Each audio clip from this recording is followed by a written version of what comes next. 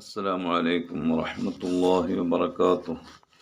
بسم الله والحمد لله والصلاة والسلام على رسول الله وعلى آله وأصحابه الفائزين برضا الله أما بعد. ഫിഖ് പാഠം 103. ഉദ്ഹിയ്യത്ത് നിർവഹിക്കുമ്പോൾ ഒട്ടകം, മാട് എന്നീ മൃഗങ്ങളിൽ ഷയർ ആകാവുന്നതാണ്, കൂറായി നിർവഹിക്കാം. എന്നാൽ ആടിനെ ആണ് അറവ് നടത്തുന്നതെങ്കിൽ അതിൽ ശിർക്കത്ത് പാടില്ല. ആട് ഒരാൾക്ക് മാത്രമേ മതിയാവുകയുള്ളൂ. വശാത്തു അൻ വാഹിദ്, അങ്ങനെയാണ് മിൻഹാജിൻ്റെ ഇബാറത്ത്. ഫഖത്ത് ഇത്തിഫാഖൻ ലാൻ അക്സർ, ആട് ഒരാൾക്ക് മാത്രമേ മതിയാവുകയുള്ളൂ എന്ന വിഷയം പണ്ഡിതന്മാർ ഒരേ സ്വരത്തിൽ പറഞ്ഞിട്ടുള്ള കാര്യമാണ്. ഒന്നിലധികം ആളുകൾക്ക് ഒരു ആട് മതിയാവുകയില്ല. എന്നാൽ വൽ ബഈർ വൽ ബഖറത്തു അൻ സബഅ, ഒട്ടകവും മാടും 7 ആളുകൾക്ക് വരെ അതിൽ കൂറാകാവുന്നതാണ്. 7 ആളുകൾ തന്നെ വേണമെന്നല്ല പറഞ്ഞതിൻ്റെ അർത്ഥം. മാക്സിമം 7 ആളുകൾക്ക് വരെ കൂറാകാം. 7-ൽ കുറഞ്ഞ ആളുകളായാലും പ്രശ്നമില്ല, 7-ൽ കൂടുതലാകാൻ പാടില്ല എന്ന് മാത്രം. അപ്പോൾ അവിടെ ശ്രദ്ധിക്കേണ്ട ഒരു കാര്യം, ഇന്ന് നമ്മുടെ നാടുകളിലൊക്കെ 2, 3 അതിലധികവും മൃഗങ്ങളെ വാങ്ങിക്കൊണ്ടുവന്ന് അങ്ങനെ അറവ് നടത്തുന്ന സന്ദർഭങ്ങളിൽ ഓരോ മൃഗവും നിശ്ചിത 7 ആളുകൾക്ക് നിശ്ചയിച്ച് അങ്ങനെ അല്ല അറവ് നടക്കുന്നതെങ്കിൽ അവിടെ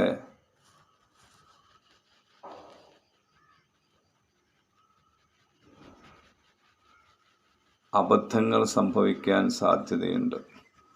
ഉദാഹരണത്തിന് പറഞ്ഞാൽ 14 ആളുകളോട് കാശ് വാങ്ങി 2 മൃഗത്തെ വാങ്ങിക്കൊണ്ടുവന്നു. ഓരോ മൃഗവും ഓരോ 7 ആളുകൾക്ക് പ്രത്യേകം നിർണയിച്ചില്ല. അവിടെ ഈ 14 ആളുകളുടെയും ഉദ്ഹിയ്യത്ത് സ്വഹീഹാകാതെ പോകും. കാരണം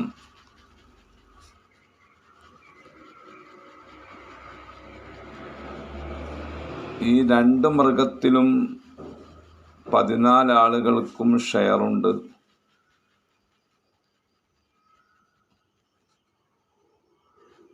അപ്പോൾ 14-ൽ ഒരു ഷെയറാണ് ഒരാൾക്കും ഉണ്ടാവുക, 7-ൽ ഒരു ഷെയറല്ല. മാക്സിമം 7-ൽ ഒരു ഷെയറല്ലേ പറ്റുള്ളൂ. ഇത് 14-ൽ 1 ആയത്, അതുകൊണ്ട് സ്വഹീഹാകാതെ പോകുന്നു. 2 ആളുകൾ ചേർന്ന് 2 ആടിനെ വാങ്ങുന്നു, 2 ആളും കാശ് കൊടുക്കുന്നു. ഓരോരുത്തർക്കും ഓരോ ആടിനെ പ്രത്യേകം നിർണയിച്ചില്ല. അവിടെയും ഈ പ്രശ്നം കടന്നു വരുന്നു. അപ്രകാരം തന്നെയാണ് 8 ആളുകൾ ചേർന്ന് ഒരു പോത്തിനെയും ഒരു ആടിനെയും കൂടെ വാങ്ങി അറവ് നടത്തുന്നിടത്തും ഈ പോത്ത് നിശ്ചിതമായ 7 ആളുകൾക്കും ആടിനെ ഒരു ആൾക്കും പ്രത്യേകം നിർണയിക്കാതെ അറവ് നടത്തിയാൽ അവിടെയും ഈ ഒരു പ്രശ്നം കടന്നു വരുന്നു. അപ്പോൾ ഷെയറായി ഉദ്ഹിയ്യത്ത് നിർവഹിക്കുന്നിടത്ത്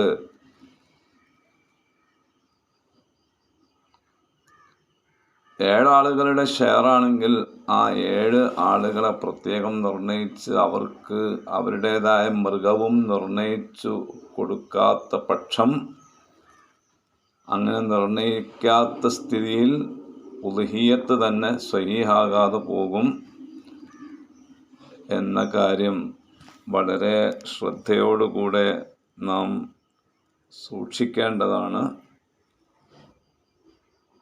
അല്ലാഹു സുബ്ഹാനഹു വ തആല നാഫിആയ ഇൽമ് നമുക്കെല്ലാവർക്കും പ്രദാനം ചെയ്യുമാറാവട്ടെ.